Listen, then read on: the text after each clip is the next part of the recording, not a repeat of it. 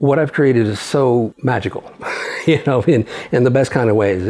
It's designed for the benefit of the 8 billion hardworking people of the world. You know, this is my gift to humanity. It's important for people to know that I don't own any of it. I don't profit from any of it, nor do I profit from Bitcoin. You know, everything I'm doing is for the people. It's not for me whatsoever. You know, this is everything from a new monetary system to people's money to cryptocurrency to digital asset management to tokenizing the stock market. I just wanted to sit down with you and talk to you further about your why and what inspired you to start working on the technology and the blockchain specifically. So what was your catalyst? Yeah, people aren't really going to like the answer because it's not what they expect. I've done a lot of work for Fortune 500 companies. I've done a lot of SQL Server performance tuning, you know, how do you get more out of it? And the failover or the fault tolerance for SQL Server back in, let's say, 2005, 2006, is an active passive. One SQL Server running, that's you're writing all the data to that and querying from that. And you have another one, the passive, so active and passive. This one does nothing. It's just waiting for this one to break. So if this one breaks, hey, great, that takes over. But let's say you're a big company and you spend $50,000 like on one server, and then you buy another one just to sit there and do nothing. Well, that doesn't really make a lot of sense. But that's always been the model. That's how it's worked. Active passive. Yeah, I was hopeful that they were going to solve for a multi-master write, but they didn't. So I had already been working on a solution for that. Because after doing this work over and over for years and years for these companies, it's like, wow, you're just wasting money. It would make a lot more sense where all the servers you have on the network, whether that's 2 or 10 or 100, where you'd be able to write information, new information, to any of them, and then they synchronize, they replicate amongst themselves to ensure that there's a gold master, but that exists on all of them. So you can then make queries to any of them and get an accurate result. So what I was actually solving for is multiple write masters on a network. In order to test the replication works, is information getting to all the individual nodes? The smallest, simplest thing I could do was like, I didn't need to replicate a phone book or anything, just a number, you know, just a value, just one single value. If I write a value here and it shows up, boom, there, and there, great. My proof of concept works. Well, you also had the financial crisis at the time. I ended up connecting with somebody online about a fountain pen, which is actually kind of ridiculous, but yeah.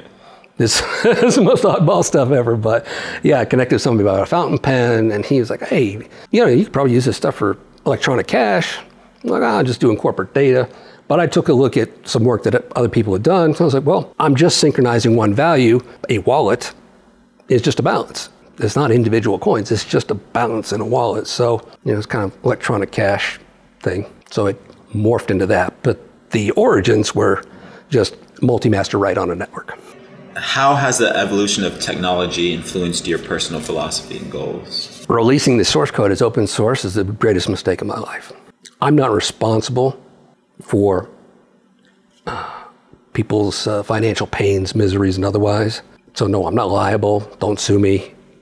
You know, things like that. But releasing the source code to open source, it never should have seen the light of day. It really should not. Like I said, there were multiple hard architectural fails. It did not have the right DNA to be a global financial infrastructure. I was solving for multi-master write on a network for data. You know, using it for electronic cash or money, that's a byproduct of the original intent. But then releasing the source code as open source, that community just pushed out to the world without a fully executed software development lifecycle, without proper scaling, testing. Yeah, let's talk about Satoshi's treasure for a second. You know, the 1 million Bitcoins that Satoshi has.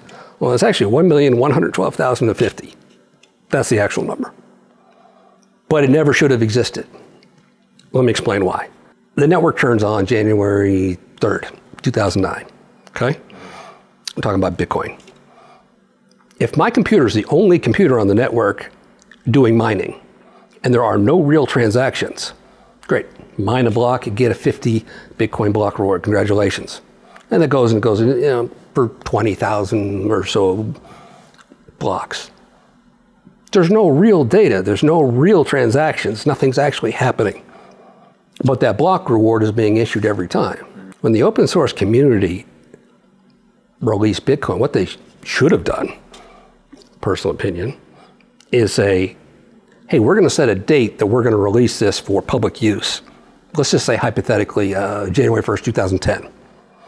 And in the meantime, we're going to test it. We're going to try to scale it. We're going to try and solve the hard architectural fails that they knew was in there from my comments and my source code.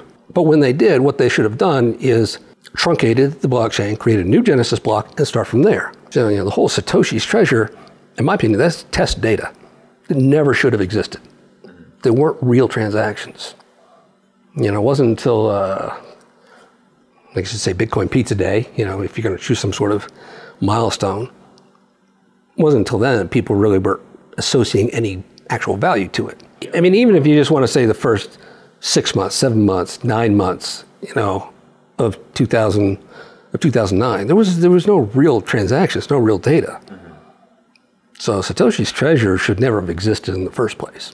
It will never be sold. So we'll also take those as lessons learned in creating Bitcoin. But yeah. Is there anything else that might have shaped you, shaped the development of Fractal? Fractal came about, I was able to solve another problem, the holy grail of decentralized finance, or decentralized computing, I should say. When you scale something, when you make something larger, you're always making compromises. If I increase scale, do I give up consistency of the data? Like something's accurate here, but not accurate there. Like for example, let's say you use your social media and you post a picture to social media. Maybe that picture shows up on your device a second later, but on your device, it doesn't show up for an hour. That's called eventual consistency. Eventually, all the nodes of the network will be consistent. A strong consistency means that they're in sync and the data is going to be the same. If you're dealing with money, people's finances, people went to a job, they worked, they earned money. There can't be mistakes. There can't be errors, and there can't be things like eventual consistency, because that leads to the double spend. Let's say there's just 3, not even millions or thousands of miners, but just 3, okay? This one has the right information, these 2 don't. You go to execute a transaction, I'm gonna buy something online for 100 Bitcoin, or whatever currency. And it hits this server, and this one has the right information, cool. But then, almost instantaneously, you execute another transaction to spend that same money, and it hits a different server, and this one says, oh yeah, you have the money too, cool, yeah. That's a double spend. So eventual consistency doesn't work when it comes to money and finance. You need strong consistency. It needs to ensure that as soon as something happens on any of those nodes, it's replicated to all the nodes. Also referred to as a Byzantine generals problem. Blockchain and Bitcoin was not a solution for that. It prevents or helps to prevent the double spend, but it never solved that problem. That was kind of the unsolvable problem, because as you increase in scale, like we go from a few computers on a network to now we have all around the world, and more and more people using it. So as you increase scale, you're going to have performance and consistency to deal with. Is it going to run faster? Is it going to run slower? It's basically a triangle. So as you increase any of those 3 sides, the other 2 are going to respond accordingly. It doesn't just magically just get larger in volume. Well, that's the impossible problem. But I was able to solve that with Fractal. So Fractal exists on a global scale. It does solve for the double spend with the Venom protocol. So there is no possibility. So it is strong consistency globally, even though it's on a global scale, and still processes and executes transactions in less than a second. The workaround with Bitcoin is basically that's why it's 10 minutes for every block to be written, in simple terms. Yeah, okay, everybody's gonna say, well, there's more going on under the, yeah, okay. But in very simple terms, if you slow down the network to write a block every 10 minutes, that gives time for all the miners to be in sync, so there's strong consistency of the data. So if somebody tries to execute a double spend, it helps to prevent that, but it's not really a solution, it's a workaround. How can Fractal improve the lives of everyday hardworking people around the world? Transactions are a fixed fee. It's 10 cents per transaction. Spent a long time modeling, scaling, and testing the hives, hive workers. I mean, as I said, this has been a 12-year effort. So I have 3 solid years of hives, both here in co-locations and other places that have been up and running that are executing transactions, simulating load, simulating test, the correct way to do software development. The number that seemed to come out in terms of today's value, today's dollars, like if you're using US dollars as an example, is 10 cents. So every transaction is 10 cents, is always 10 cents. It's never more. Transactions are settled in less than a second. That means it's viable for retail use. I can go to the store, I can buy milk, eggs, groceries, pay with a currency powered by Fractal, such as Vertisan, and I can be walking out the door less than a second later. So it's viable for transactions, for retail. There is no inflation. So it's a hedge against inflation. If you go to work and you earn money and it's direct deposited in your bank account, next year is worth less, and the next year is worth less. Your buying power goes down. So it's like you're filling a strainer all the time. With the decentralized infrastructure that I created, there is no inflation.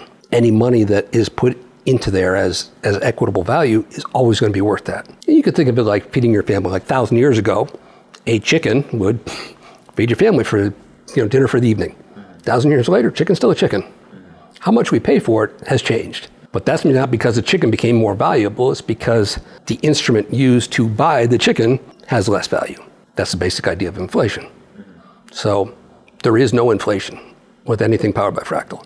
So the value that you earn today by going out and doing your job, that value is always going to exist. So when you're ready for retirement, whether you want to pass it down to the next generation, that value is always going to be there. You don't have to try to fight inflation. Viable for retail, protection against inflation, easy to use. I showed you don't need necessarily devices. You can do it without devices, you do it with devices. It's easily digestible by people, everyday people. You don't have to understand cryptocurrency or anything else to be able to use it. Fast, settles, protection against inflation, simple, easy to use. The value of what I've created, I think, speaks for itself. It's easy to understand. I can go to the store and I can buy milk and eggs. I walk out the door less than a second later, and I'm not fighting inflation, and my money holds its value. And it's totally anonymous. This restores all the lost liberties that people have been suffering from for generations. I believe that the technology will speak for itself. And so mass adoption, people will be very happy with this creation. You've spoken a lot about responsibility and power. What has stemmed, I should say, what has stemmed from the technology I created and released as open source has caused me endless pain. I mean, it hurts my soul. All of the shit coins and meme coins and the scams, and I mean, people are being taken advantage of. People are losing their money. They're being exploited. And that goes against every principle that I have. Everything I do is to give back and to help people. So the fact that all of those things happen and have happened, it kills me. It just eats me alive. That's why primarily for these last few years, I switched to living on a 42-hour day, which I've told you about before, because there just wasn't enough time in the day. I work for 32 hours straight, sometimes 34, sometimes 36, take a shower, have some food, do whatever, but then I sleep for 8 hours, and I rinse and repeat. I live on a 42-hour day, and I've been doing that for 3 years now, because there wasn't enough time in the day. And as I said, I created all of this myself. Every last line of coding, everything about it is all me. Every day that goes by, the people are being hurt, and I know that I have the answer. I know that I have the solution. So I literally work myself to death to get to where we are now, where it's ready for the world and ready to be used. Do you see Fractal as a tool for social change? And if so, how? Well, how would you define social change? Well, you spoke to me briefly before we started this whole process about how you wanted to donate a lot to organizations that... Fractal is designed and architected to prevent people from even having the opportunity or the ability to scam people or to take advantage of people. Now, this is all about personal liberties and restoring people's control over their own lives, to not be subjugated, to not be exploited, whether that be by large organizations and institutions or just by individuals and small groups, scammers or people that are trying to take advantage. Everything I've created that I've spent 12 years of my life in total secrecy, at my own expense, everything I've created is to prevent that, is to stop that. So in that regard, yes, I think it does represent a lot of social change. It helps people be more honest, have greater integrity, be more forthright with what they're doing. Personally, I will be personally working on this for probably another 6 years for my full vision to be out there. Is it functional? Yes. Does it work? Hell yeah. Has it worked for the last 2+ years? Yes. Test. You know, when you're dealing with people's money, you know, that they went to like I said, they went to a job, they worked hard, they earned their money. You can't play games with that. Everything has to be right.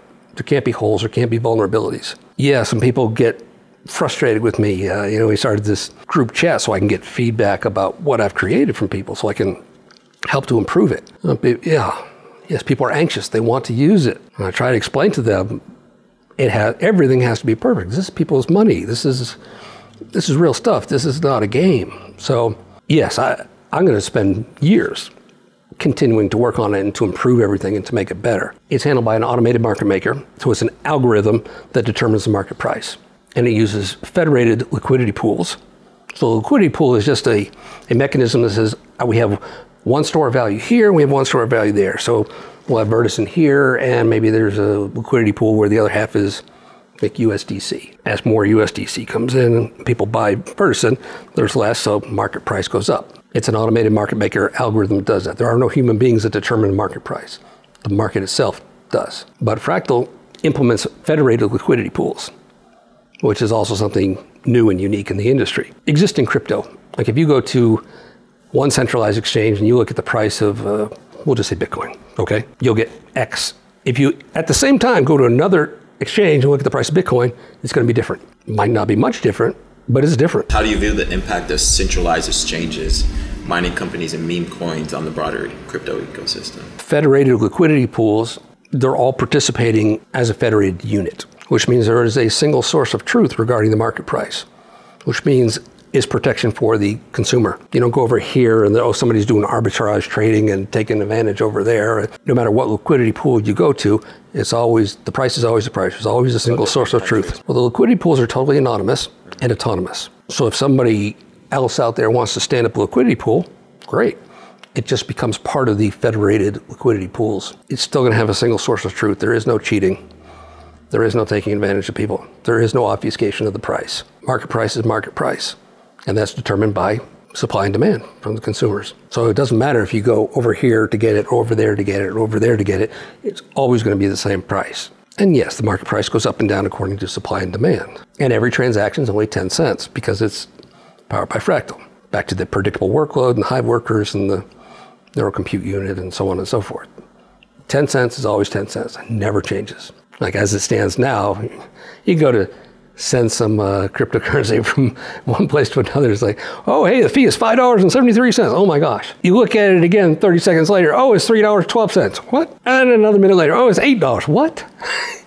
It's like, that's ridiculous. It doesn't make any sense. The whole concept of not knowing the price of something until after you purchase it, that doesn't make any sense. None of this was intended to ever be used by the world. There were many architectural fails that needed to be solved for before it was ever going to be ready for public use. Fractal is the solution for all of those things. I spent 12 years of my life creating it. What are some of the biggest challenges you faced during the 12 years of development? Staying alive. Yeah, there's been 4 attempts in my life, so staying alive that's a big thing. As I've already told you, I have bodyguards 24 hours a day, 7 days a week. I basically live in a gilded cage. I don't go outside.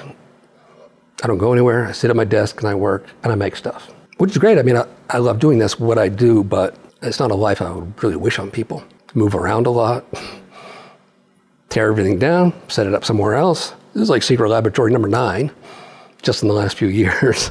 Yeah, that's definitely a great challenge. As a result of, we'll say the difficulties, I've spent 184 days in the hospital, just in the last few years alone. I still get work done in the hospital, but yeah, it's not fun. Yeah, there's been many obstacles along this way. This has not been an easy path to follow or to stay on. As I said, this is my legacy for the world. That's a full hive. Well, each one's an individual neuron. Yeah, so a hive has 7 neurons, always 7. And there are other ones that have 19. So if there's another Another ring of neurons around the outside. Then, yeah, 12, 6, 1. So that'd be 19. So that's a 7 neuron hive right there, which is the 6 around the outside and the mediator. But they're all individual neurons on the neural network. Yeah, this is pretty cool. So this is a e-passport. This as an example. So the Vertisan card uses the cryptocurrency for a native payment network. Mm-hmm. And that's a built-in fingerprint scanner. You know, the idea is that everything I made needed to be easy for the average person to use, you know, day-to-day use. So the underlying technology for the new tech, Fractal, processes transactions in less than a second at global scale. It can do 34 billion at the same time. This little device, this is cool though. So let's say hypothetically, because the idea is, yeah, I want everything to be totally anonymous, but there's certain transactions that you make, purchases you make, where it requires identity. Every transaction is anonymous, yes. But with the chip and with the card, you can have e-passports on there as well. So if you want to execute a transaction that does require strong identity, like buying a car, buying a house, the network and the card can know, this needs to provide additional identity. That's what this device does. This is for creating and managing e-passport stuff. But of course, I mean, the user would know ahead of time, this is something that's going to require my identification. This is not going to be an anonymous purchase. But it only does that if it is mandatory and necessary, right, and the user is notified. But it's still, I solve for all the scenarios, all the use cases. Yeah. How do you have it anonymous as much as possible, but then still be compliant with laws in whatever country somebody lives in? Here's another one, Raspberry Pi 5, another neuron. But the purpose is to demonstrate that what I created is supposed to be consumed by average people. Like, hey, you go buy a Raspberry Pi, you spend less than $200, you put it on your bookshelf, you know, and it's earning money for that person. You know, not big mining farms, not conglomerates or corporations or things like that. It's like, oh, hey, I'll get one for my son or my daughter and put it on their bookshelf and they can watch it, earn money for their college education. When somebody has a hive worker neuron on their shelf, it's not just a lottery where maybe you make zero, maybe you make something. It's always going to be a predictable workload. The network allocates licenses as they are needed. So there aren't more hive workers on the network than what's needed, which also means from that predictable workload, everybody who has a license is going to be earning money. The license is a NFT. The hive worker won't function without the license. So you can see this one here. See the little card reader plugged in? Right. You take out the card, it's not going to work. So that ensures that there's the right number of neurons on the network to do the work, to do the transaction processing. Like I said, routed traffic, predictable workload.